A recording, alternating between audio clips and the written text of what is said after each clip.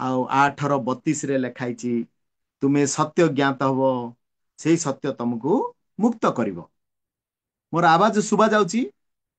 କିଏ ଜଣେ ହାତ ଟେକନ୍ତୁ। ହଁ, ସେ ହଁ ସତ୍ୟ ଶୁଭା ଜ୍ଞାତ ହବ, ଯାଉଛି। ସେ ସତ୍ୟ ଜ୍ଞାତ ହବ ସେଇ ସତ୍ୟ ତମକୁ ମୁକ୍ତ କରିବ। ହେଲେ ସେ ସତ୍ୟ କିଏ? ସେ ସତ୍ୟ ହଉଛି 7 ପ୍ରକାର। ଜହନ 17:3 କହିଲେ ଏକମାତ୍ର ସତ୍ୟ ଈଶ୍ୱର ଯେ ତୁମ୍ଭକୁ ତୁମର ପଠେଇଥିବା ଯୀଶୁଙ୍କୁ ଜାଣିବା ଅନନ୍ତ ଜୀବନ। ଏଠାରେ ଈଶ୍ୱର ସତ୍ୟ ଆସିଲେ। ଜହନ 14:6 ଯୀଶୁ ସତ୍ୟ ଆସିଲେ। ଆଉ ଜହନ 16:13 ପବିତ୍ର ଆତ୍ମା ସତ୍ୟ ଆସିଲେ। ଆଉ ଜହନ 17:17 ତାଙ୍କର ବାକ୍ୟ ସତ୍ୟ ହେଲା। ଆଉ ପ୍ରଥମ ତିମୋଥୀ 3:15 ତାଙ୍କର ମଣ୍ଡଳୀ ସତ୍ୟ ହେଲା। ଗାଲାତୀୟ 2:5 ଆଉ ସୁସମାଚାର ସତ୍ୟ ହେଲା। ଆଉ ଗୀତ ସଂଗୀତା 119:151 ତାଙ୍କର ଆଜ୍ଞା ସକଳ ସତ୍ୟ ହେଲା। ତେଣୁକରି ସେ ସତ୍ୟ ପରମେଶ୍ୱରକୁ ଜାଣିବା ଅନନ୍ତ ଜୀବନ। ମୁଁ କେତେ ଭାଗରେ ତାଙ୍କୁ ପରମେଶ୍ୱରକୁ ଜାଣିଛି ସେଇଟା ହଉଛି ବଡ କଥା। ଗୋଟେ ଗୋଟେ ବାକ୍ୟ ପଢିବା। ଜହନ 8:44 ଟିକେ ପଢନ୍ତୁ। ମୋ ସାଙ୍ଗରେ ସ୍ପିଡ ଥିବା ଅଛି। ଜହନ 8:44।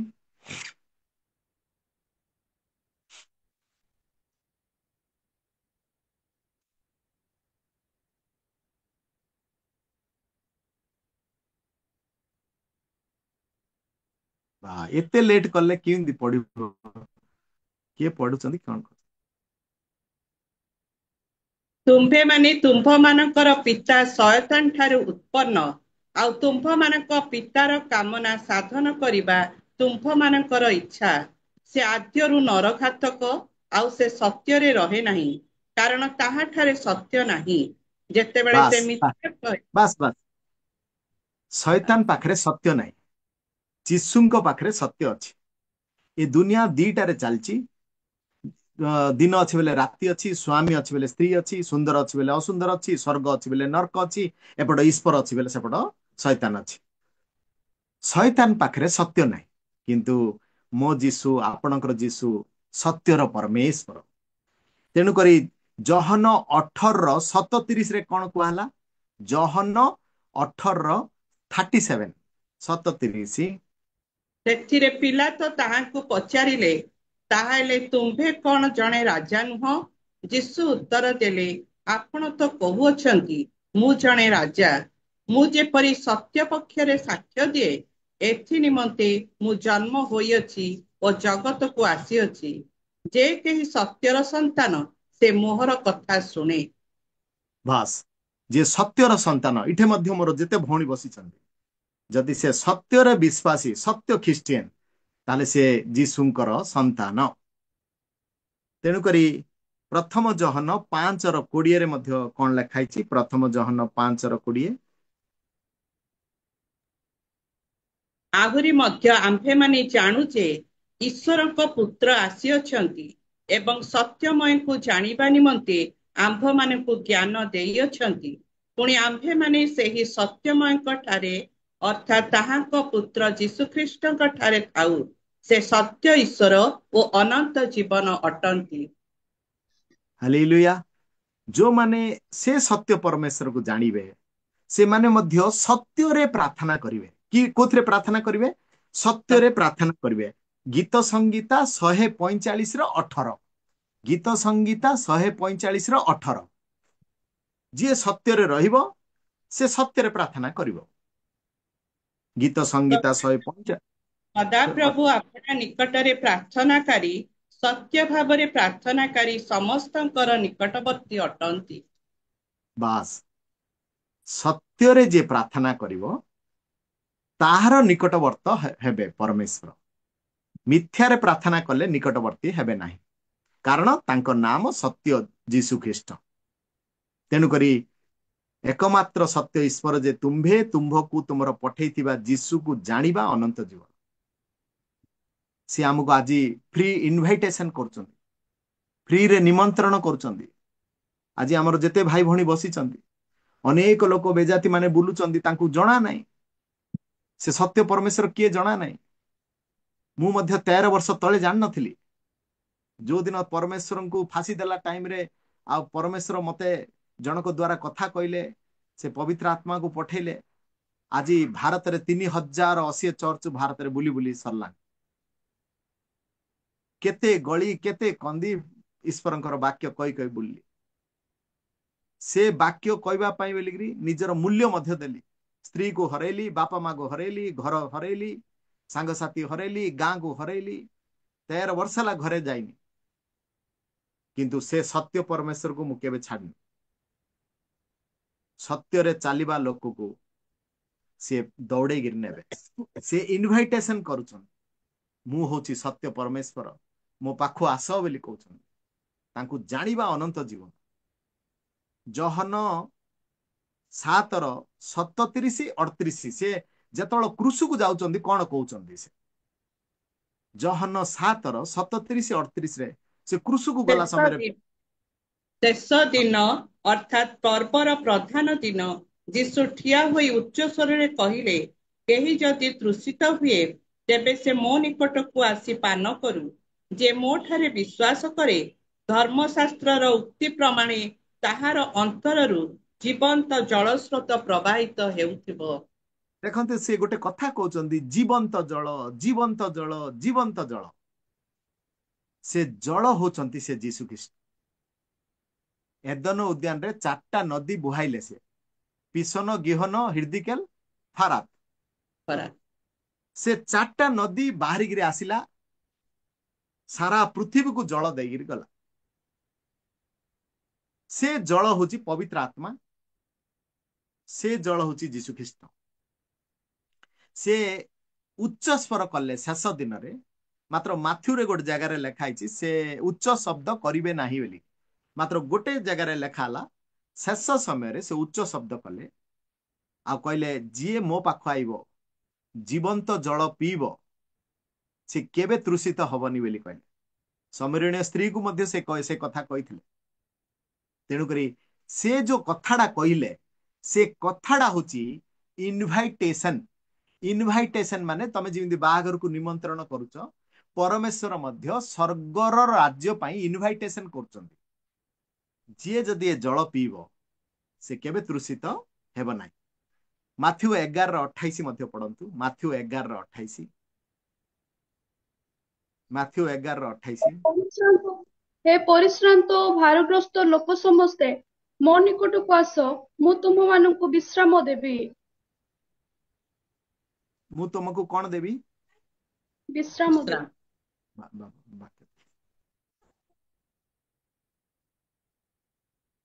हे परिशांत भारग्रस्त लोक कौन कर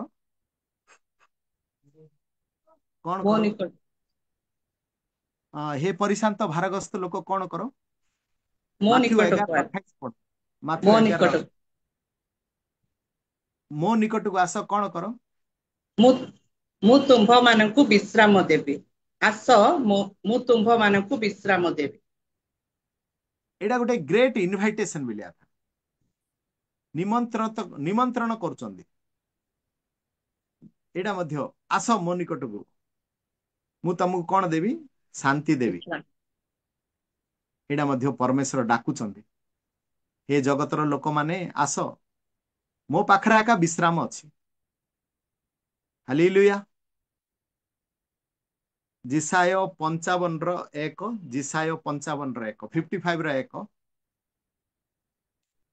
जिसाय 55:1 हे तृषित लोक सकल तुम्भे माने जल निकट को आस पुणी जहार किछि अर्थ नाही से आस तुम्भे माने आस किण ओ भोजन कर हाँ आस अर्थ ओ मूल्य बिना द्राक्षारस ओ दुग्ध किण हे तृषित लोक सकल जे तृषित हब सी आका आसु आउ जल निकट को आसु से जल होचंदी जीशु ख्रीष्ट आ से जल निकट को आसु जहार किछि अर्थ नाही जहार किछि कोन नाही अर्थ नाही आज अनेक लोक अर्थ दौचंदी परमेश्वर को किनिबा पाई किए नड़िया दौची किए कदली दौची किए कोन दौची अर्थ दौचंदी किंतु परमेश्वर कहउचंदी हे तृषित लोक सकल तुम्हें माने जल निकट को आस बोलछन से जल होचंदी मो परमेश्वर आ से जल निकट को आस जार किसी अर्थ नाई बोली कहते अर्थ आज अर्थ देकर परमेश्वर को जानिया पहुंचुंट से आसु तुम्हें आस किण और भोजन कर आस अर्थ मूल्य बिना द्राक्ष रस और दुग्ध किण बोली कहते तेणुक अनेक लोक आज अर्थ देकर किणुचंदी परमेश्वर को किंतु मो परमेश्वर नाई कि हे परिशांत भारग्रस्त लोक समस्ते मो निकट को आस बोली कहते आउरी कौन कहते जार किछि अर्थ नाई माने अर्थ न देगिरी तमे आस मो ठारू मते किण बोली कहते जदि आमे अर्थ दे बिना अर्थ रे जदि आमे परमेश्वर पाउचे आ जदि ए टाइम रे किनिबानी ताले हमर भलिया निर्बोध आ दुनिया रे केन अनेक लोक आज नडिया किणुचंदी कदली किणुचंदी सब किणी परमेश्वर को किनिबा पई जाउचंदी मात्र बिना मूल्य रे से कहउचंदी आस बोली कहउचंदी हालेलुया प्रेरित 10:26 प्रेरित 10:26 କିନ୍ତୁ ପିତର ତାଙ୍କୁ ଉଠାଇ କହିଲେ, ଠିଆ ହୁଅ, ମୁଁ ମଧ୍ୟ ଜଣେ ମନୁଷ୍ୟ। प्रेरित 10:26 ଆଜ୍ଞା। प्रेरित केते पढ़लो प्रेरित 10:26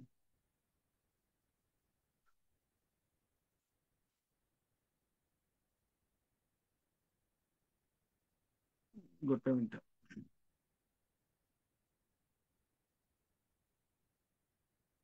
36 बोधे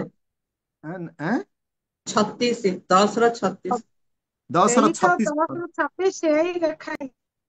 हाँ हाँ 10:36 रे कौन अच्छी ସେ ତ ଯୀଶୁ ଖ୍ରୀଷ୍ଟଙ୍କ ଦ୍ୱାରା ଶାନ୍ତିର ସୁସମାଚାର ପ୍ରଚାର କରାଇ ଇସ୍ରାଏଲ ସନ୍ତାନମାନଙ୍କ ନିକଟକୁ ଏହି ବାକ୍ୟ ପ୍ରେରଣ କଲେ ସେହି ଯୀଶୁ ଖ୍ରୀଷ୍ଟ ସମସ୍ତଙ୍କର ପ୍ରଭୁ।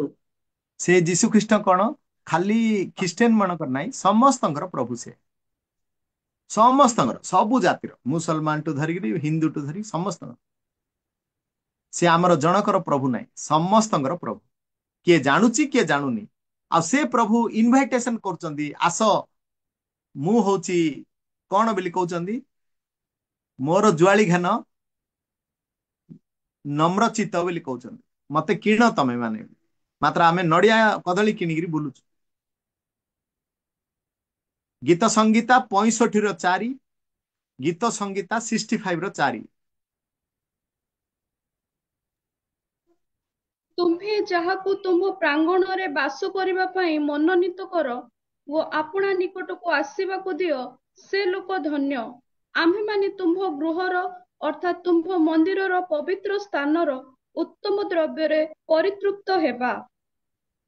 देख गोटे पाखरे से इनभाइटेशन करचंदी समस्त को आस मो पाखु आस बोलिकी किंतु आउ गोटे पाखरे से कहउचंदी जो ख्रिस्टियन माने पळा आसिले परफेक्ट हेगिरी जदी आसीबे ताहले से कहउचंदी जाको मु बसिबा को देबी सी आग मो प्रांगण रे बस पारिबो बोलचंदी समस्ते मो पाखरे बस पारिबे ना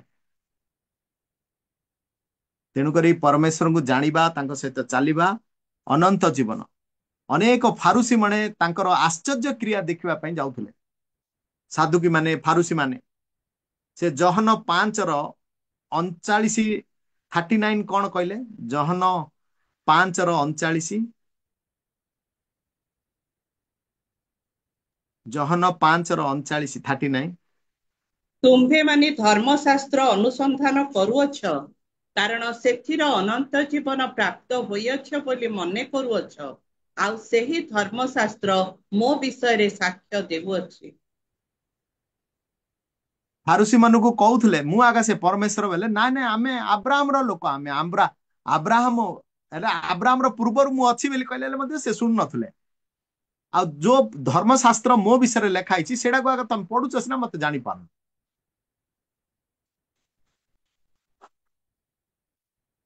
फारूसी माने जाउथले तांग संगे किंता जानि पान नथले ତମେ ସେ ଧର୍ମଶାସ୍ତ୍ର ଆଉଥରେ ପଢ ଦିଦି ସେଟା। ତୁମ୍ଭେମାନେ ଧର୍ମଶାସ୍ତ୍ର ଅନୁସନ୍ଧାନ କରୁଅଛ, କାରଣ ହୁଁ ସେଥିରେ ଅନନ୍ତ ଜୀବନ ପ୍ରାପ୍ତ ହୋଇଅଛ ବୋଲି ମନେ କରୁଅଛ, ଆଉ ସେହି ଧର୍ମଶାସ୍ତ୍ର ମୋ ବିଷୟରେ ସାକ୍ଷ୍ୟ ଦେଉଅଛି।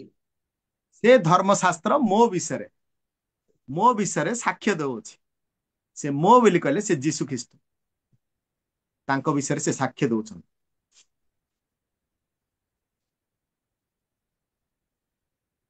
ପ୍ରକାଶିତ 22:17, ପ୍ରକାଶିତ 22:17 ମଧ୍ୟ ପରମେଶ୍ୱର କହୁଛନ୍ତି, ଆତ୍ମା ଇନଭାଇଟେସନ କରୁ। ଆତ୍ମା ଓ କନ୍ୟା କହନ୍ତି ଆସ, ପୁଣି ଯେ ଶୁଣେ ସେ କହୁ ଆସ, ଯେ ତୃଷାର୍ତ୍ତ ସେ ଆସୁ, ଯେ ଇଚ୍ଛା କରେ ସେ ବିନା ମୂଲ୍ୟରେ ଜୀବନଦାୟକ ଜଳ ପାନ କରୁ। ବିନା ମୂଲ୍ୟରେ କଣ କରୁ? ସେ ଜଳ ପାନ। ବିନା ମୂଲ୍ୟରେ ସେ ଜଳ ପାନ କରୁ। ବିନା ମୂଲ୍ୟରେ ଜୀବନଦାୟକ ଜଳ ପାନ କରୁ। ଆତ୍ମା, ଆମେ ମାନେ ଗୋଟେ ଗୋଟେ ଆତ୍ମା। କନ୍ୟା, କନ୍ୟା ବାହାଘର ହବ ଯୀଶୁ ସହିତ, ସେ ବର ହେବେ, ଆମେ କନ୍ୟା ହବୁ। ଆସ, ଯେ ଶୁଣେ ଯେ କହୁ ସେ ଆସ, ଯେ ତୃଷିତ ସେ ଆସୁ, ଯେ ଇଚ୍ଛା କରେ ବୋଲି ଲେଖା ହେଇଛି। ସମସ୍ତଙ୍କୁ ପରମେଶ୍ୱର ଡାକୁ ନାହାନ୍ତି, ଯେ ଇଚ୍ଛା କରେ ସିଏ ଆଗ ଆସୁ, ବିନା ମୂଲ୍ୟରେ ପାନ କରୁ। ତେଣୁକରି ଆମେ କେତେ ସୌଭାଗ୍ୟ ଯେ ଆମେ ବିନା ମୂଲ୍ୟରେ ପାଇଛୁ ତାଙ୍କୁ। ବିନା ମୂଲ୍ୟରେ ପାଇବା ଲୋକ ହଉଛି ଭାଗ୍ୟବାନ। ମାତ୍ର ବିନା ମୂଲ୍ୟରେ ପାଇବା ଲୋକ ଜାଗା ଆଜି କୁଆଡେ କୁଆଡେ ବୁଲୁଛନ୍ତି ସବୁ। ତାଙ୍କର ବାକ୍ୟକୁ ସେ ଜାଣି ପାରୁନାହାନ୍ତି। ସେ ବିନା ମୂଲ୍ୟରେ ଦଉଛନ୍ତି, ମାତ୍ର ଅନେକ ଲୋକ ଆଜି 20 କିଲୋମିଟର 50 କିଲୋମିଟର ଗୟା ତୀର୍ଥ ସବୁଆଡେ ବୁଲୁଛନ୍ତି ଯେ ପରମେଶ୍ୱରକୁ ଜାଣିବା। ସେ କହୁଛନ୍ତି ଆସ ମୋ ପାଖକୁ ଆସ, ବିନା ମୂଲ୍ୟରେ ପାଅ ବୋଲୁଛନ୍ତି। ଫ୍ରି ଇନଭାଇଟେସନ ଦଉଛନ୍ତି। ତେଣୁକରି ସେ ସତ୍ୟ ପରମେଶ୍ୱରକୁ ଜାଣିବା, ତାଙ୍କ ସହିତ ଚାଲିବା, ଅନନ୍ତ ଜୀବନ। ଗୋଟେ ଜାଗାରେ ସେମିତି ଭୋଜନ ପ୍ରସ୍ତୁତି ହେଲା। ଆମେ ପଢିବା ମାଥ୍ୟୁ 22:1-9 ଯାଇ ପଢିବା। ମାଥ୍ୟୁ 22 ମାଥ୍ୟୁ 22:1 ପୁନର୍ବାର ପଢିକି 9 ଯାଇ ପଢନ୍ତୁ। ପୁନର୍ବାର ଯୀଶୁ ଦୃଷ୍ଟାନ୍ତ ଦ୍ୱାରା ସେମାନଙ୍କୁ ଉତ୍ତର ଦେଲେ, ସ୍ୱର୍ଗ ରାଜ୍ୟ ଏପରି ଜଣେ ରାଜାଙ୍କ ସଦୃଶ, ଯେ ଆପଣା ପୁତ୍ରଙ୍କ ବିବାହ ଉତ୍ସବ ଆୟୋଜନ କଲେ, ଆଉ ସେହି ଉତ୍ସବକୁ ନିମନ୍ତ୍ରିତ ଲୋକମାନଙ୍କୁ ଆହ୍ୱାନ କରିବା ନିମନ୍ତେ ସେ ଆପଣା ଦାସମାନଙ୍କୁ ପ୍ରେରଣ କଲେ, କିନ୍ତୁ ସେମାନେ ଆସିବାକୁ ଇଚ୍ଛା କଲେ ନାହିଁ। ପୁନର୍ବାର ସେ ଅନ୍ୟ ଦାସମାନଙ୍କୁ ପ୍ରେରଣ କରି କହିଲେ, ନିମନ୍ତ୍ରିତ ଲୋକମାନଙ୍କୁ କୁହ, ଦେଖନ୍ତୁ ଆମ୍ଭେ ଆପଣା ଭୋଜ ପ୍ରସ୍ତୁତ କରିଅଛୁ, ଆମ୍ଭର ବୃଷ ଓ ହୃଷ୍ଟପୃଷ୍ଟ ପଶୁଗୁଡ଼ିକ ମରାଯାଇ ଅଛନ୍ତି ଓ ସମସ୍ତ ହିଁ ପ୍ରସ୍ତୁତ, ଆପଣମାନେ ବିବାହ ଉତ୍ସବକୁ ଆସନ୍ତୁ। କିନ୍ତୁ ସେମାନେ ତାହା ଲଘୁଜ୍ଞାନ କରି କେହି ଆପଣା କ୍ଷେତକୁ, ଆଉ କେହି ଆପଣା ବାଣିଜ୍ୟ ବ୍ୟବସାୟକୁ ଚାଲିଗଲେ, ଆଉ ଅବଶିଷ୍ଟ ଲୋକେ ତାଙ୍କ ଦାସମାନଙ୍କୁ ଧରି ଅତ୍ୟାଚାର କଲେ ଓ ବଧ କଲେ। କିନ୍ତୁ ରାଜା କ୍ରୋଧାନ୍ୱିତ ହୋଇ ଆପଣା ସୈନ୍ୟମାନଙ୍କୁ ପ୍ରେରଣ କରି ସେହି ହତ୍ୟାକାରୀ ମାନଙ୍କୁ ବିନାଶ କଲେ ଏବଂ ସେମାନଙ୍କ ନଗର ଭସ୍ମସାତ କଲେ। ସେଥିରେ ସେ ଆପଣା ଦାସମାନଙ୍କୁ କହିଲେ, ବିବାହ ଭୋଜ ତ ପ୍ରସ୍ତୁତ, ମାତ୍ର ନିମନ୍ତ୍ରିତ ଲୋକମାନେ ଅଯୋଗ୍ୟ। ଏଣୁ ତୁମ୍ଭେମାନେ ରାଜଦାଣ୍ଡ ଗୁଡ଼ିକର ଛକେ ଛକେ ଯାଇ ଯେତେ ଲୋକଙ୍କର ଦେଖା ପାଅ, ସେମାନଙ୍କୁ ବିବାହ ଉତ୍ସବକୁ ନିମନ୍ତ୍ରଣ କର। ଆମେନ୍। ଆଜି ଏଇଟା ଆମକୁ ସମସ୍ତଙ୍କୁ କୁହାହଉଛି, ପରମେଶ୍ୱର ଡାକୁଛନ୍ତି, କିନ୍ତୁ ଯଦି ଆମେ ନ ଯିବା ତାପରେ ସେ ବାକ୍ୟ ସଫଳ ହେଇଯିବ। ଅନେକ ଆହୁତ, ଅଳ୍ପ ମନୋନୀତ। ଆଗର ଲୋକ ପଛକୁ ଯିବେ, ପଛର ଲୋକ ଆଗକୁ ଯିବେ। ଏ ବାକ୍ୟ ସଫଳ ହେବ। ହେଲେ ପଛର ଲୋକ ଯୋଉମାନେ, ହିନ୍ଦୁ ଲୋକ, ମୁସଲମାନ ଲୋକ, ବ୍ରାହ୍ମଣ ଲୋକ, ପଛର ଲୋକ ଜାଗା ଆଗକୁ ପଳା ଆସିବେ। ତେଣୁକରି ସେ ଫ୍ରିରେ ଇନଭାଇଟେସନ କରୁଛନ୍ତି। ଯଦି ନ ଆସିଲେ, ଏବେ ସେ ଲେଖା ହେଇଛି 5 ପଦଟା ଟିକେ ପଢନ୍ତୁ। କେହି ଆପଣା କଣ କହିଲେ? 5 ପଦଟା। କିନ୍ତୁ ସେମାନେ ତାହା ଲଘୁ ଜ୍ଞାନ କରି କେହି ଆପଣା କ୍ଷେତକୁ, ଆଉ କେହି ଆପଣା ବାଣିଜ୍ୟ ବ୍ୟବସାୟକୁ ଚାଲିଗଲେ। हाँ आज ख्रीस्टियन मान को देखा मिलूची रविवार दिन चर्च चलती सियाड़े छक कोण बसवे कोड़े बसी कोड़े बिजनेस रे बुलथिबे परमेश्वर वाक्य दरकार नहीं तेणुकरी से डाकिला समय लघु ज्ञान करी किए क्षत को किए वाणिज्य व्यवसाय को चलीगले तेणुकरी परमेश्वर से 9 पदरे पढ़ले 9 पदटा कौन कहले मेन पद 9 पदटा एणु तुम्भे माने राजदाण्ड गुड़िकर छके छके जाई जेते लोकंकर देखा पाओ सेमानकु विवाह उत्सव को निमंत्रण कर। सेमानंकु निमंत्रण कर से माने जो निमंत्रण जो हेबे से माने होचंती आहूत लोक माने से आहूत लोक भितरे गरीब लोक ही पारे से आहूत लोक मान भितरे जो माने तृषित लोक जीशुंकर तृषित लोक हो पारती से माने पळा आसीबे तेणुकरी आम मानकु बी केयरफुल परमेश्वर इनविटेशन करचंदी आस मो पाखु जदि आमे सेतरे न आसीबा ताले छक स्थान रे पठेबे जो लोक जाक परमेश्वर को जानिया पई तृषित से मानकु डाकी देबे आ आमे कहबा मु 40 वर्षर ख्रिस्टियन तू था बेली कहबे तू तळे था से मानकु डाकी तेणुकरी परमेश्वर को आमे जानिगिरी तांको सहित रहिबा होची अनंत जीवन इंपोर्टेंट वाक्य होची रोमियो 10 ର 11 12 13 टिके पढंतु रोमियो 10 ର 11 12 13 जेणु जेणु शास्त्र जे केही ताहाଙ୍କ ଠାରେ विश्वास करे से लज्जित हेबो नाही कारण जिहुदी ओ ग्रीक मध्यरे किछि प्रभेद नाही जेणु समस्तଙ୍କର ତ ଏକ ପ୍ରଭु ଆଉ ଯେତେ ଲୋକ ତାହାଙ୍କ ନିକଟରେ ପ୍ରାର୍ଥନା କରନ୍ତି ସେ ସମସ୍ତଙ୍କ ପ୍ରତି ସେ ଅନୁଗ୍ରହର ନିଧି ସ୍ୱରୂପ କାରଣ ଯେ କେହି ପ୍ରଭୁଙ୍କ ନାମ ଧରି ପ୍ରାର୍ଥନା କରିବ ସେ ପରିତ୍ରାଣ ପ୍ରାପ୍ତ ହେବ। हेले जे तांको ऊपर विश्वास करिवो से लज्जित हबो नाही बेली कहउछन से लज्जित हेबो नाही हेले किए लज्जित हबो लज्जित किए हबो जिसाय 42 ର 17 किए लज्जित हबो जिसाय 42 ର 17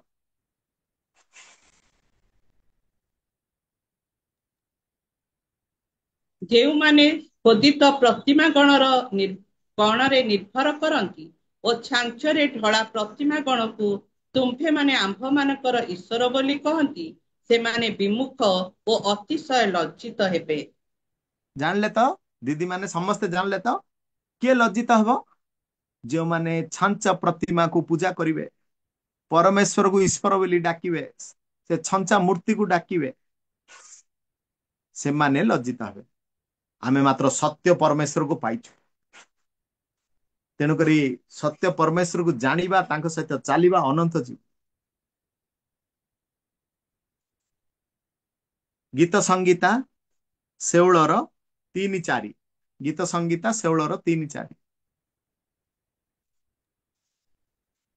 ପୃଥିବୀରେ ଯେଉଁ ପବିତ୍ର ଲୋକମାନେ ଅଛନ୍ତି ସେମାନେ ଆଦରଣୀୟ ସେମାନଙ୍କ ଠାରେ ମୋହର ପରମ ସନ୍ତୋଷ ଯେଉଁମାନେ ସଦାପ୍ରଭୁଙ୍କ ପରିବର୍ତ୍ତନରେ ଅନ୍ୟ ଦେବତାକୁ ଗ୍ରହଣ କରନ୍ତି ସେମାନଙ୍କ ଦୁଃଖ ବଢିଯିବ ସେମାନଙ୍କ ଦତ୍ତ ରକ୍ତର ପେୟ ନୈବେଦ୍ୟ ମୁଁ ଉତ୍ସର୍ଗ କରିବି ନାହିଁ କିଅବା ମୁଁ ସେମାନଙ୍କ ନାମ ଆପଣା ଅଷ୍ଟାଧରରେ ନେବି ନାହିଁ। हालेलुया पवित्र लोक मानकु परमेश्वर रखिछन जोड़ा प्रथम पितर रे लेखाला राजकीय जाजकीय ईश्वरंकर निजस्व प्रजा से माने आका परमेश्वर पाई धाउडी दौड़िबे से माने पवित्र लोक हमको ख्रिस्टियन जाति को राजकीय जाजकीय करिसंती किंतु जो माने तांकर वाक्य रे चालिबे से माने ही पवित्र लोक से माने ही परमेश्वर को जानिबे मात्र जो माने परमेश्वर को जानिगिरी छाड़ी देबे सेमानंकर नाम धूली रे लेखा जीवो जिरिमियो 17 ର 13 जिरिमियो 17 ର 13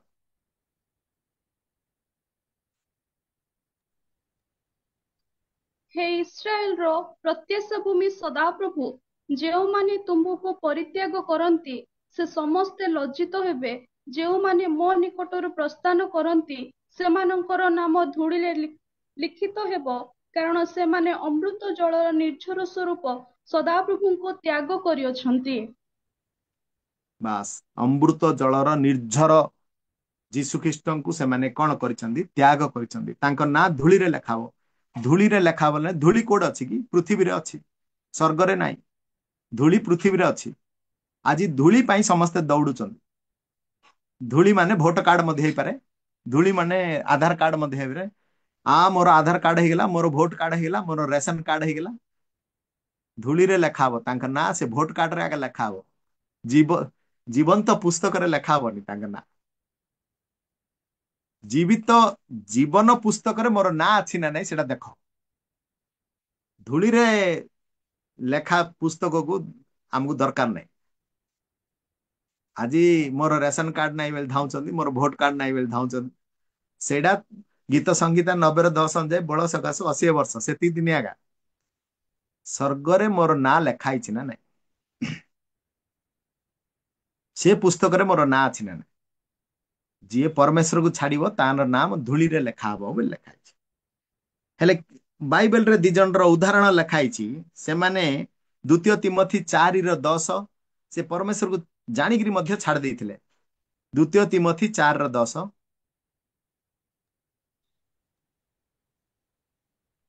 କାରଣ ଏହି ବର୍ତ୍ତମାନ ସଂସାରକୁ ପ୍ରେମ କରି ମୋତେ ପରିତ୍ୟାଗ କରିଅଛି ଓ ଥେସଲନିକିକୁ ଯାଇଅଛି। କ୍ରେସକେନ୍ସ ଗାଲାତିଆକୁ ଓ ତିତସ ଦଲମିତିଆକୁ ଯାଇଅଛନ୍ତି।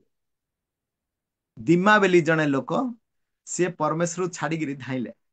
ପ୍ରଥମରେ ପରମେଶ୍ୱର ପାଖରେ ଥିଲେ, ଯୀଶୁଙ୍କ ସହିତ ବୁଲୁଥିଲେ, ସଂସାର ଆଡେ ଆଉ ଥରେ ପଳେଇଗଲେ। ଆଉ ଜଣେ ଲୋକ ମଧ୍ୟ ପ୍ରଥମ ତିମୋଥୀ 1:19-20 ପ୍ରଥମ ତିମୋଥୀ 1:19-20 ଆଉ ଜଣେ ମଧ୍ୟ ପରମେଶ୍ୱରକୁ ପରିତ୍ୟାଗ କରିଦେଇଛି, ଯାହା ବାଇବେଲରେ ଲିଖିତ। ବିଶ୍ୱାସ ଓ ସୂଚି ବିବେକ ଧରି ରଖ, ତାହା ପରିତ୍ୟାଗ କରିବାରୁ କେତେକଙ୍କର ବିଶ୍ୱାସ ରୂପ ଜାହାଜ ଭଗ୍ନ ହୋଇଅଛି। ସେମାନଙ୍କ ମଧ୍ୟରୁ ହୁମନାୟ ଓ ଆଲେକଜାଣ୍ଡାର ଅନ୍ୟତମ।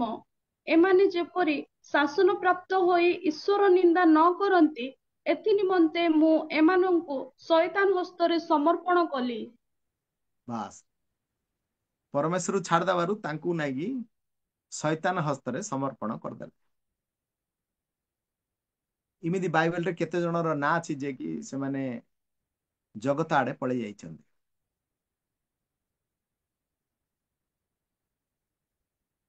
ପ୍ରଥମ ଜହନ 2:15-16 କାଇଁ ଟିକେ ପଢିଲେ କଣ ଲେଖା ହେଇଛି? ପ୍ରଥମ ଜହନ 2:15-16 ସଂସାର କିଆ ବା ସେଥିରେ ଥିବା ବିଷୟ ସବୁକୁ ପ୍ରେମ ନ କର। କେହି ଯଦି ସଂସାରକୁ ପ୍ରେମ କରେ, ପିତାଙ୍କ ପ୍ରେମ ତାହାଠାରେ ନାହିଁ। କାରଣ ଶାରୀରିକ ଅଭିଳାଷ, ଚକ୍ଷୁର ଅଭିଳାଷ ଓ ଲୌକିକ ଗର୍ବ, ସଂସାରରେ ଥିବା ଏହି ସମସ୍ତ ବିଷୟ ପିତାଙ୍କ ଠାରୁ ନୁହେଁ, ମାତ୍ର ସଂସାରରୁ ଉତ୍ପନ୍ନ ହୋଇଥାଏ। ଏଇଟା ଆମେ ମନେ ରଖିବା ଦରକାର ଯେ ଯୀଶୁ ଇନଭାଇଟେସନ କରୁଛନ୍ତି। ଆଜି ଯୀଶୁ ନିମନ୍ତ୍ରଣ କରୁଛନ୍ତି, ଆସ ମୋର ପିଲାମାନେ ମୋ ପାଖକୁ ଆସ। ଆଜି ଖ୍ରୀଷ୍ଟିଆନ ଲୋକକୁ ମଧ୍ୟ ଇନଭାଇଟେସନ କରୁଛନ୍ତି, ଅନ୍ୟ ବେଜାତି ଲୋକକୁ ମଧ୍ୟ ଇନଭାଇଟେସନ କରୁଛନ୍ତି। କେତେ ଜଣ ଆସିକିରି ସ୍ଥିର ହୋଇ ରହୁଛନ୍ତି, ସେଇଟା ହଉଛି ବଡ କଥା। ମୁଁ 13 ବର୍ଷ ଭିତରେ ମୁଁ ସ୍ଥିର ହୋଇ ରହିଲି, କିନ୍ତୁ ମୋର ସ୍ତ୍ରୀ ସ୍ଥିର ହୋଇ ରହି ପାରିଲାନି। ଶୈତାନ ଧରିକି ଫିଙ୍ଗିଦେଲା ତାକୁ, ସିଆଡେ ନେଇଗଲା। କାହିଁକି କହିଲେ ମୁଁ ଜାଣିଛି, ଏଇଟା ଅନୁଭୂତି ମୋର ଅଛି, ମୁଁ କେତେ ସ୍ଥିର ଅଛି। ବାକ୍ୟରେ ରୁହ ରୁହ ବୋଲି ରହିଲାନି। ତେଣୁକରି 2 କରନ୍ଥୀୟ 2:11 ଲେଖା ହେଇଛି, ଶୈତାନ କୋଉ ରୂପରେ ତମ ଦେହ ଭିତରକୁ ଆସିବ, ତମେ ତାର ସମସ୍ତ କଳ୍ପନା ସମ୍ବନ୍ଧରେ ଅଜ୍ଞ ନୁହଁ, ଜାଣିପାରିବନି। କେତେବେଳେ ଧନ ଧରିକି ରହିବ, କେତେବେଳେ ଟଙ୍କା ଧରି ଆସିବ, କେତେବେଳେ ସମ୍ମାନ ଧରିକି ରହିବ, ତମକୁ ଅଲଗା କରିଦବ। ତେଣୁକରି ପରମେଶ୍ୱର ଆଜି ଇନଭାଇଟେସନ କରୁଛନ୍ତି, ଆସ ମୋ ପାଖକୁ ମୋ ପିଲାମାନେ ବୋଲି। ଜିରିମିୟ 2:13 ଜିରିମିୟ 2:13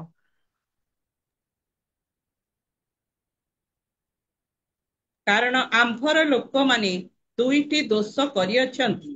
ସେମାନେ ଅମୃତ ଜଳର ନିର୍ଝର ସ୍ୱରୂପ ଯେ ଆମ୍ଭକୁ ପରିତ୍ୟାଗ କରିଅଛନ୍ତି, ପୁଣି ଆପଣମାନଙ୍କ ନିମନ୍ତେ ନାନା କୂପ ଖୋଳିଅଛନ୍ତି, ସେ ସବୁ ଭଗ୍ନ କୂପ ଜଳ ଧାରଣ କରି ନ ପାରେ।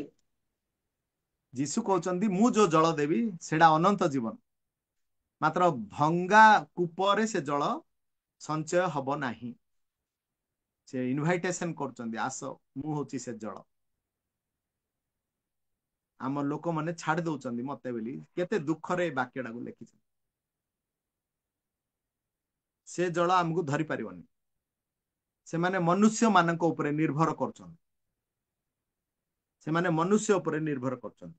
ଜିରିମିୟ 17:5-6-7 ପଢନ୍ତୁ।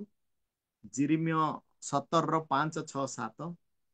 ସଦାପ୍ରଭୁ ଏହି କଥା କହନ୍ତି, ଯେଉଁ ମନୁଷ୍ୟ ମନୁଷ୍ୟ ଉପରେ ନିର୍ଭର କରେ ଓ ମାଂସକୁ ଆପଣାର ବାହୁ କରେ, ଆଉ ଯାହାର ହୃଦୟ ସଦାପ୍ରଭୁଙ୍କ ନିକଟରୁ ଦୂରକୁ ଯାଏ, ସେ ଶାପଗ୍ରସ୍ତ। ସେ ମରୁଭୂମି ସ୍ଥିତ ଝାଉଁ ବୃକ୍ଷ ତୁଲ୍ୟ ହେବ। ମଙ୍ଗଳ ଉପସ୍ଥିତ ହେବା ବେଳେ ସେ ଦେଖିବ ନାହିଁ, ମାତ୍ର ପ୍ରାନ୍ତରର ଶୁଷ୍କ ସ୍ଥାନରେ ନିବାସୀ ବିହୀନ ଲବଣ ଭୂମିରେ ବାସ କରିବ। ଯେଉଁ ମନୁଷ୍ୟ ସଦାପ୍ରଭୁଙ୍କ ଉପରେ ନିର୍ଭର କରେ, ପୁଣି ସଦାପ୍ରଭୁ ଯାହାର ବିଶ୍ୱାସ ଭୂମି ଅଟନ୍ତି, ସେ ଧନ୍ୟ। 8 ପଦଟା ହେଲେ ପଢନ୍ତୁ ମା। କାରଣ ସେ ଜଳ ନିକଟରେ ରୋପିତ ଓ ନଦୀ କୂଳରେ ବିସ୍ତୃତ ମୂଳ ବୃକ୍ଷ ତୁଲ୍ୟ ହେବ, ଓ ଗ୍ରୀଷ୍ମ ଉପସ୍ଥିତ ହେବା ବେଳେ ସେ ଭୟ କରିବ ନାହିଁ, ମାତ୍ର ତାହାର ପତ୍ର ସତେଜ ହେବ, ଆଉ ଅନାବୃଷ୍ଟିର ବର୍ଷରେ ସେ ଚିନ୍ତିତ ହେବ ନାହିଁ, କିମ୍ବା ତାହାର ଫଳ ଫଳିବାରୁ ନିବୃତ୍ତ ହେବ ନାହିଁ। ହାଲେଲୁୟା। ଜଳ ନିକଟରେ ଥିଲେ, ସେ ଜଳ ହଉଛନ୍ତି ଯୀଶୁଖ୍ରୀଷ୍ଟ। ଗୀତ ସଂହିତା 1ରେ ମଧ୍ୟ କହିଲେ, ଯେଉଁ ବୃକ୍ଷ ଜଳ ସ୍ରୋତ ନିକଟରେ ରୂପିତ, ସେ ସ୍ୱ ସମୟରେ ଫଳ ଉତ୍ପନ୍ନ କରିବ, ତାର ବୃକ୍ଷ ଯାକ ତେଜ ହେଇ ରହିବ। ସବୁବେଳେ ତା ଦେହରେ ରୋଗ ଆସିବନି, ବ୍ୟାଧି ଆସିବନି, କିଛି ଆସିବନି, କାରଣ ଯୀଶୁଙ୍କର ଜଳରେ ସେ ରହିଛି। ଆଜି ପ୍ରତ୍ୟେକ ଖ୍ରୀଷ୍ଟିଆନ ଲୋକକୁ ଦେଖିଲେ ମତେ ପେଟ କାଟୁଛି, ମୁଣ୍ଡ କାଟୁଛି, ଅଣ୍ଟା କାଟୁଛି, ସୁସ୍ଥତା ନାହିଁ ଆଜ୍ଞା, ଛୁଇଁ ଦିଅ, ପ୍ରାର୍ଥନା କରିଦିଅ, ଏଇଟା କରିଦିଅ। ଜଳ ନିକଟରେ ଥିବେନି ସେମାନେ। ଯେଉଁମାନେ ଜଳ ନିକଟରେ ରହିବେ, ସେ ବୃକ୍ଷ କେବେ ମଧ୍ୟ ତେଜ ହେଇକି ରହିବେ। ଆଉ ସେ ଜଳ ହଉଛି ବାକ୍ୟ, ସେ ଜଳ ହଉଛି ଯୀଶୁଖ୍ରୀଷ୍ଟ। ଆଜି ଇନଭାଇଟ କରୁଛନ୍ତି, ମୋ ପାଖକୁ ଆସ, ମୋ ପାଖରେ ରହିଲେ ତମେ ଜଳ ପାଇବ। ଗୀତ ସଂହିତା 118:8। ଗୀତ ସଂହିତା 118:8। ମନୁଷ୍ୟ ଉପରେ ନିର୍ଭର ରଖିବା ଅପେକ୍ଷା ସଦାପ୍ରଭୁଙ୍କର ଶରଣାଗତ ହେବା ଉତ୍ତମ। ବାସ୍, ମନୁଷ୍ୟ ଉପରେ ନିର୍ଭର ରଖିବା ଅପେକ୍ଷା ପରମେଶ୍ୱର ଠାରେ ନିର୍ଭର ରଖିବାଟା ସବୁଠାରୁ ଉତ୍ତମ। ପ୍ରଥମ କରନ୍ଥୀୟ 7:23। ପ୍ରଥମ କରନ୍ଥୀୟ 7:23। ତୁମ୍ଭେମାନେ ବିଶେଷ ମୂଲ୍ୟରେ କିଣା ଯାଇଅଛ, ମନୁଷ୍ୟର ଦାସ ହୁଅ ନାହିଁ। ବାସ୍, ବିଶେଷ ମୂଲ୍ୟରେ କିଣିଛ।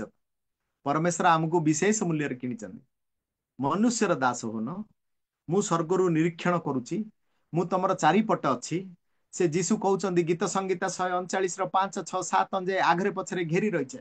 ଗୀତ ସଂହିତା 11:4 ଅନୁଯାୟୀ ତାଙ୍କ ଚକ୍ଷୁ ନିରୀକ୍ଷଣ କରୁଛି। ଜିସାୟ 49:16 ଅନୁଯାୟୀ ମନୁଷ୍ୟ ଜାତିକୁ ହାତରେ ଧରିଛେ। ଜିଜିକେଲ 11:5 ଅନୁଯାୟୀ ମନୁଷ୍ୟ ଯାହା ଭାବୁଛି ତାକୁ ଜାଣୁଥିବା ପରମେଶ୍ୱର। ଜହନ 15:5ରେ କହିଲେ, ମୋ ବିନା ତମମାନେ କିଛି କରିପାରିବ ନାହିଁ। ଚାରିପଟେ ସେ ଘେରି ରହିଛନ୍ତି। ସେ ଜଳ ନିକଟକୁ ତମେ ଆସ। ମୁଁ ତମକୁ ଚାରିପଟେ ଘେରି ରହିଛି। କୌଣସି ରୋଗ ବ୍ୟାଧି କିଏ ମଧ୍ୟ ତମକୁ ଛୁଇଁବନି, ମାତ୍ର ମୁଁ ନିମନ୍ତ୍ରଣ କରୁଛି ତମେ ମୋ ପାଖକୁ ଆସ। ବେଲା ବେଳକୁ ଆଜି ଦାଣ୍ଡରେ, ବଜାରରେ, ଛାତରେ, କ୍ଷେତରେ ବୁଲୁଥିବେ ଲୋକ, ବାକ୍ୟକୁ ଛାଡି ଦେଇଥିବେ। ରୋଗ ଆସିଲା ବେଳକୁ, କୋରୋନା ଆସିଲା ବେଳକୁ ସମସ୍ତେ ବାକ୍ୟ ପାଖକୁ ଧାଇଁ ଆଇବେ। ତେଣୁକରି ସେ ସତ୍ୟ ପରମେଶ୍ୱରଙ୍କୁ ଜାଣିବା, ତାଙ୍କ ସହିତ ଚାଲିବା ଅନନ୍ତ ଜୀବନ। ସେ ନଦୀ ନିକଟକୁ ଆସ ବୋଲି କହିଲେ। ସେ ନଦୀ କିଏ? ସେ ନଦୀ ଗୀତ ସଂହିତା 46:4। ସେ ନଦୀ କିଏ? ଗୀତ ସଂହିତା 46:4, 46:4। ନଦୀ ଗୋଟିଏ ଅଛି, ତହିଁର ସ୍ରୋତ ସମୂହ ପରମେଶ୍ୱରଙ୍କ ନଗରକୁ ସର୍ବପରିସ୍ତଙ୍କ ଆବାସର ପବିତ୍ର ସ୍ଥାନକୁ ଆନନ୍ଦିତ କରେ। ବାସ୍ ନଦୀ ଗୋଟିଏ ଆଗ ଅଛି, ସେ ନଦୀ ହଉଛି ଯୀଶୁ, ସେ ନଦୀ ହଉଛି ମଣ୍ଡଳୀ, ସେ ନଦୀ ହଉଛି ଚର୍ଚ୍ଚ। ଚର୍ଚ୍ଚ ପାଖକୁ ଆସିଲେ ତମେ ମାନେ ସମସ୍ତେ ନାଇକି ସେ ଜଳ ପାଇବ, ବାକ୍ୟ ପାଇବ, ପାଳକ ଦ୍ଵାରା ପାଇବ। ସେ ନଦୀ ଗୋଟିଏ ଅଛି, ତାର ସ୍ରୋତ ସ୍ରୋତ ହଉଛି ତମର ବାକ୍ୟ। ସେ ବାକ୍ୟ ଯିବ ତମ ଦେହକୁ। ତେଣୁକରି ସେ ନଦୀ ନିକଟକୁ ତମେ ଆସ ବୋଲି କହୁଛନ୍ତି। ଆମେ ଯାକ କଣ ସେ ନଦୀ ପାଖକୁ ନ ଯାଇକିରି କଣ କରୁଛନ୍ତି? ହିତୋପଦେଶ 25:16, ହିତୋପଦେଶ 25:16, 25:26 ପଢନ୍ତୁ। ହିତୋପଦେଶ 25:26, 26। ଗଳିଆ ଜଳାଶୟ ଓ ମଳିନ ନିର୍ଝର ଯେ ରୂପ, ଦୁଷ୍ଟ ଲୋକ ଆଗରେ ବିଚଳିତ ଧାର୍ମିକ ସେ ରୂପ।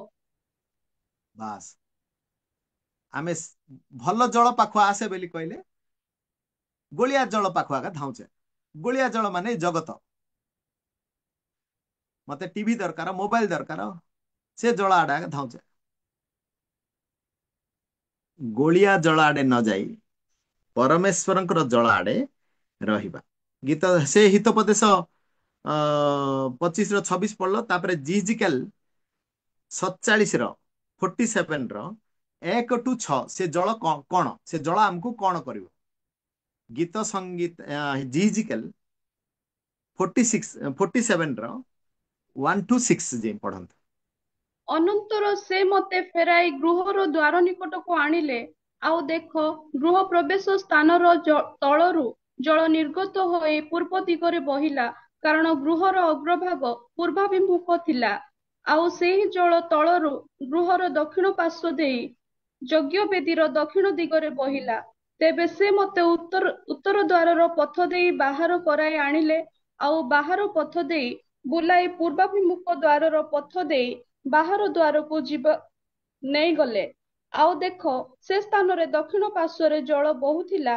ସେହି ବ୍ୟକ୍ତି ଯେତେବେଳେ ପରିମାପକ ରଜ୍ଜୁ ଆପଣା ହସ୍ତରେ ଧରି ପୂର୍ବ ଆଡେ ବାହାରିଲେ, ସେତେବେଳେ ସେ 1000 ହାତ ମାପିଲେ। ପୁଣି ମତେ ଜଳ ମଧ୍ୟ ଦେଇ ଗମନ କରାଇଲେ। ଜଳ ବଳାଗଣ୍ଠି ସରିକି ହେଲା। ପୁନର୍ବାର ସେ 1000 ହାତ ମାପିଲେ ଓ ମତେ ଜଳ ମଧ୍ୟ ଦେଇ ଗମନ କରାଇଲେ। ଜଳ ଆଣ୍ଠୁ ସରିକି ହେଲା। ପୁନର୍ବାର ସେ 1000 ହାତ ମାପିଲେ, ଜଳ ମଧ୍ୟ ଦେଇ ମତେ ଗମନ କରାଇଲେ। ଜଳ କୋଟି ସରିକି ହେଲା। ତହିଁ ଉତ୍ତାରେ ସେ 1000 ହାତ ମାପିଲେ, ସେତେବେଳେ ତାହା ଗୋଟିଏ ନଦୀ ହେଲା। ମୁଁ ତହିଁ ମଧ୍ୟ ଦେଇ ଗମନ କରିପାରିଲି ନାହିଁ, କାରଣ ଜଳ ବଢିଥିଲା। ତାହା ପହରିବା ଭଳି ଜଳ ପାର ହେବାକୁ ଗମନ୍ୟ ନଦୀ ହୋଇଥିଲା। ପୁଣି ସେ ମତେ କହିଲେ, ହେ ମନୁଷ୍ୟ ସନ୍ତାନ, ତୁମ୍ଭେ କି ଏହା ଦେଖିଲ? ତହିଁରେ ସେ ମତେ ଫେରାଇ ନଦୀ ତୀରକୁ ଆଣିଲେ। ହାଲେଲୁୟା। ଜିଜିକାଲ ଏଇଟା ତାଙ୍କର ସାକ୍ଷ୍ୟ ଦଉଛନ୍ତି। ଜିଜିକାଲକୁ ନଦୀ ଆଡେ ନେଲେ ପରମେଶ୍ୱର। ପ୍ରଥମରେ ପାଦ ପାଖକୁ ଜଳ ଆସିଲା, ତା ପାଖରେ ଆଣ୍ଠୁ ପାଖକୁ ଆସିଲା, ଆଣ୍ଠୁ ପାଖକୁ ପରେ ଆଉ ପୁରା କୋଉଠିକି ଆସିଲା? ଆଣ୍ଠୁ ପରେ ସେଟା ଆଣ୍ଠୁ କଟି ପରେ କଟି କଟି ପାଇଁ କଟି ପର୍ଯ୍ୟନ୍ତ ଆସିଲା। କଟି ପରେ ଜଳ ଏତେ ବଢିଗଲା ଯେ ମୁଁ ଆଉ ସେ ଜଳରେ ପହଁରିବାକୁ ଲାଗିଲି। ସେ ଜଳ ହଉଛନ୍ତି ପବିତ୍ର ଆତ୍ମା। ଆଉ ତାପରେ ମୋ ପାଟିରୁ ହାଲିଲୁୟା ହାଲିଲୁୟା ରାବା ରାବା ରାବା ରାବା ବାରା ବାରା ହେଇକି ବାହାରିଲା। ଗୋଟେ ଲୋକକୁ ପବିତ୍ର ଆତ୍ମା ଯେତେବେଳେ ପଶନ୍ତି, ସେ ପବିତ୍ର ଆତ୍ମା ସେତେବେଳେ ଆଘଗିରି ଆଣ୍ଠୁ ପର୍ଯ୍ୟନ୍ତ, ତାପରେ ଗଣ୍ଠି ପର୍ଯ୍ୟନ୍ତ, ତାପରେ ପରମେଶ୍ୱର କଣ ଦିଦି କହିଲ ଏଇଟା? ଅଣ୍ଟା ଅଣ୍ଟା କଟି ପର୍ଯ୍ୟନ୍ତ, ଅଣ୍ଟା କଟି ପର୍ଯ୍ୟନ୍ତ, ଅଣ୍ଟା ପରେ ଆଉଥରେ ଏଇଠି ନେବେ ପୁରା। ହଁ, ତାପରେ ଆଉ ବଢି ଯାଇଛି, ଆଉ ସେ ପହଁରିଲେ ଲାଷ୍ଟ। ନାଇଁ, ଅଣ୍ଟା ପରେ ମଧ୍ୟ ଗୋଟେ କଟି ପର୍ଯ୍ୟନ୍ତ, ଏକ କଟି କଟି କଟି ପର୍ଯ୍ୟନ୍ତ କଟି ଆସିବେ। କଟି ପରେ କଟି ବୁଡିଯିବ। କାନ୍ଧ କାନ୍ଧ ଯୋଉଟା କଟି ପରେ ବୁଡିଯିବେ। ତାପରେ ପୁରା ସେ ଜଳରେ ଭର୍ତ୍ତି କରିବେ। ପବିତ୍ର ଆତ୍ମାର ଏଇ ଜଳ ମାଗନ୍ତୁ ସମସ୍ତେ। ମୁଁ ଯେମିତି ପୁରା ବୁଡିଯିବି, ହେଲେ ପବିତ୍ର ଆତ୍ମା ତମକୁ ନେବେ। ସେଟା ଜିଜିକାଲକୁ ନେଇଛନ୍ତି। ଜିଜିକାଲ ଏଠି ସାକ୍ଷ୍ୟ ଦଉଛନ୍ତି। ମତେ ଯେତେବେଳେ ନେଲେ ମୁଁ ଆଉ ରହିପାରିଲିନି, ଭାସିଲି ହାଲିଲୁୟା ହାଲିଲୁୟା ହେଇକିରି ପୁରା से जल हूँ गीत संगीता 46 जोड़ा आउ 4 रु बाहरला से जल पूरा आमर जीजिकल नदीर किंतु आमे से गोलिया पानी आड़े न जाइकरी आउ अमृत जलर निर्झर पाखु जीवा से गीत संगीता ए जीजिकल 47 9 ठू 12 पर्यंत मध्य पढ़ंतु 47 9 ठू 12 जी पुणी एही नदी सबु जे सकल स्थान देई बहिब से स्थान स्थित बहु संख्यक जीवजंतु सबु बंचिबे ओ से स्थान रे अपार मत्स्य हेबे कारण एही सबु जल से स्थान को आसी अछि ओ समुद्रर जल उत्तम हेब आउ जे कौनसी स्थान देई एही नदी बहे से स्थानर सकल ही संजीवित हेबे आउ तही से निकटरे मत्स्यधारी माने ठिया हेबे ऐन गदा ठारू ଏଇନାଇ ଗ୍ଲଇମ୍ ପର୍ଯ୍ୟନ୍ତ ଜାଲ ପ୍ରସାରିବାର ସ୍ଥାନ ହେବ ମତ୍ସ୍ୟ ସବୁ ଶୋଷ ଜାତି ଅନୁସାରେ ମହାସମୁଦ୍ରର ମତ୍ସ୍ୟ ନ୍ୟାୟ ସଂଖ୍ୟାରେ ଅତିଶୟ ହେବେ ମାତ୍ର ତହିଁର ପଙ୍କ ସ୍ଥାନ ଓ ଝିଲ ଭୂମି ସକଳ ଉତ୍ତମ ହେବ ନାହିଁ ସେ ସବୁ ଲବଣ ପାଇଁ ସମର୍ପିତ ହେବ ଆଉ ନଦୀ बार ନିକଟରେ ହଁ ଆଉ ନଦୀ ନିକଟରେ ତହିଁର ତୀର ଉପରେ ଏପାଖରେ ଓ ସେପାଖରେ ସର୍ବ ପ୍ରକାର ଭୋଜନାର୍ଥ ଫଳ ବୃକ୍ଷ ହେବ ତହିଁର ପତ୍ର ମଳିନ ହେବ ନାହିଁ କିମ୍ବା ତହିଁର ଫଳର ଅଭାବ ହେବ ନାହିଁ ସେହି ଜଳ ସବୁ ପବିତ୍ର ସ୍ଥାନରୁ ନିର୍ଗତ ହେବା ହେତୁରୁ ବୃକ୍ଷ ପ୍ରତିମାନ ନୂତନ ଫଳ ଫଳିବ ଓ ତହିଁର ଫଳ ଆହାରାର୍ଥେ ଓ ତହିଁର ପତ୍ର ଆରୋଗ୍ୟାର୍ଥେ ହେବ बास एटा आत्मिक अर्थ रे बुझिबार अछि से जो जल देबे से जलडा समस्त को देबे से मत्स्य मने मध्य बंचिबे मत्स्य को मनुष्य खाइबो से माछ को मनुष्य खाइबो सेति पारे जीसु नागी गभीर जल को जागिरी तमे जाल पकाओ आ ताहले अनेक माछ पड़िबे बेली कहले आ से मत्स्य मने मध्य बंचिबे जगतर सबु पशु पक्षी समस्त बंचिबे से जल आसले आ से होचंती जीसु ख्रीष्टंकर जल एदन उद्यान रु बाहरिची तेनु करी आमे फ्री रे परमेश्वर इनविटेशन करचंदी से परमेश्वर को न पासिकरी तांकर से जीवंत जल पाखो आमे आसीबा दरकार आज जीवंत जल को ठुकराइगिरी जगत आड़े समस्ते पळै जाउछन आज मु ए वाक्य कहबार अर्थ होची कारण अनेक लोक आहूत अल्प मनोनीत समस्ते जानी पारिबेनी से जल को तेणुकरी मोर भाई भौणी माने जेते जन बसिचंती से जल निकट को आसंतु से जल होचंती जीसु ख्रीष्ट हालेलुया से जल आसिले आमको शांति मिलिबो से जल आसिले आमको कौन मिलिबो शांति मिलिबो शांति होची तीन प्रकार शांति होची तीन प्रकार जीसुंकर नाम ही शांति जीसुंकर नाम ही शांति लूक 2:14 पढ़ंतु लूक 2:14 लूक 2:14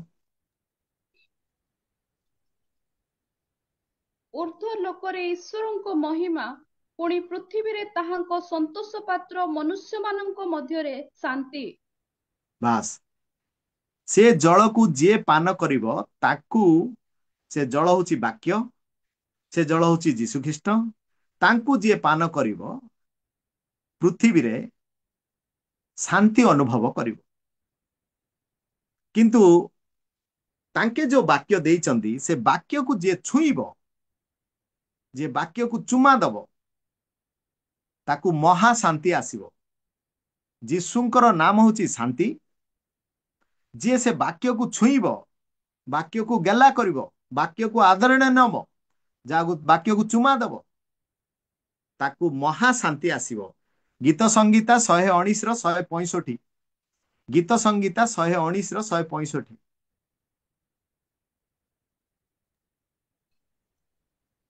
तुम्भ व्यवस्था स्नेहकारी माने महा शांति प्राप्त हुअन्ति पुणी सेमानଙ୍କର झुंटिबार कौनसी कारण घटे नाही बास जो माने तांकर वाक्य को व्यवस्था को मानिबे चुमा देबे बाइबल को धरिगिरी हे प्रभु तमे मो पाई मो जीवन देइच तमे ए वाक्य रे ताकू महाशांति आसीबो किंतु से वाक्य को जे पी दबो जे वाक्य को पूरा हृदय को नहीं जीवो ताकू संपूर्ण शांति आसीबो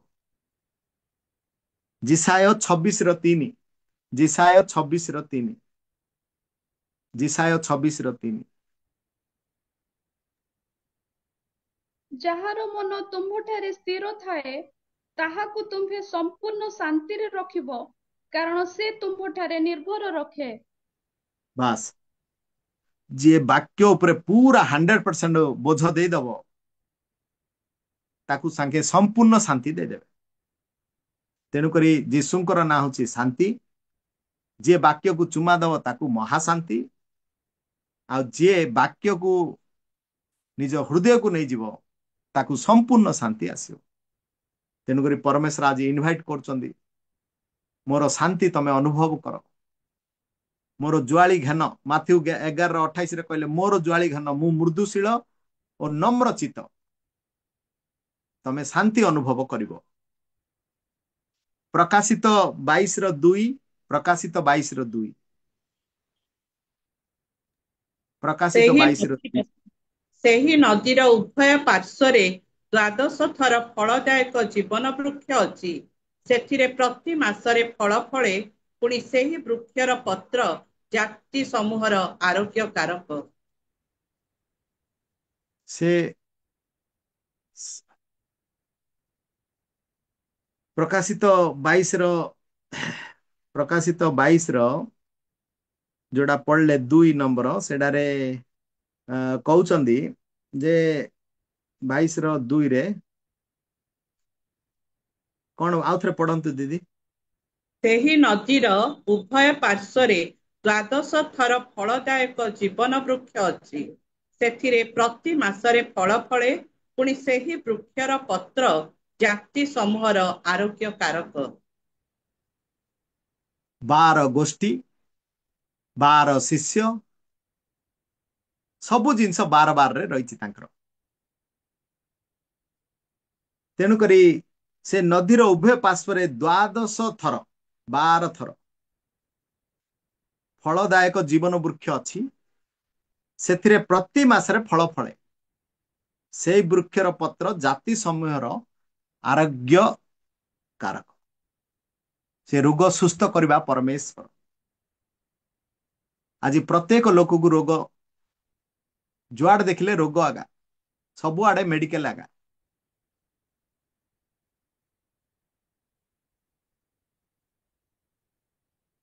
जिरिमिय 17:14 कहउचंदी हे सदा प्रभु तुम्हें सुस्थ कले मु सुस्थ हेबी तुम्हें परित्राण देले मु परित्राण पाइबी सुस्थ करबा परमेश्वर होचंदी मो परमेश्वर आ सबु बेले तार वृक्ष रे फल लागि तेणु करी आज मोर भाई भौणी माने जेते बसिच तमे समस्त को परमेश्वर सुंदर भाव रे इनविटेशन कर मो निकट को आस मो निकट को आस अन्य देवता पाखु जाओनी आज ख्रिस्टियन समाज रे मध्य टिके जदि किछि भलो ना लाबले गुणिया पाखु धाउथबे परमेश्वर को जानिबा तांको सहित चालिबा अनंत जीवन मु केते भाव रे परमेश्वर को जानि छी से तांको ना सत्य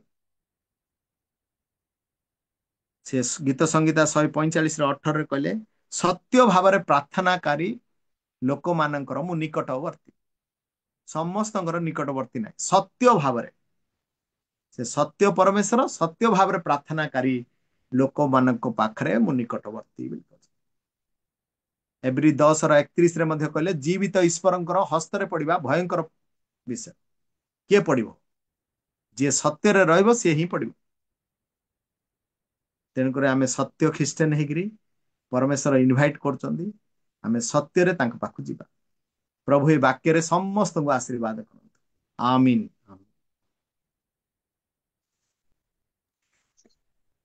भाई को बहुत बहुत धन्यवाद और वाक्य सुंदर वाक्य